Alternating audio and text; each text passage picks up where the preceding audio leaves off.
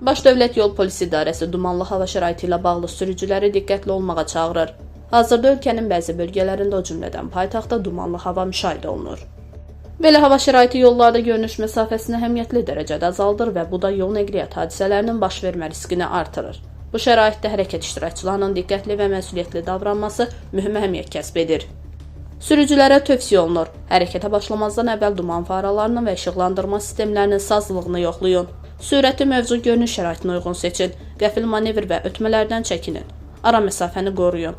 Dayanma və ya qəza zamanı qəza işıqlarından və xəbərdar edici nişanlardan istifadə edin. Piyadalara tövsiyə olunur: yolu yalnız müəyyən olunmuş keçidlərdən keçin. Yolun hərəkət hissəsinə qəfil çıxmayın.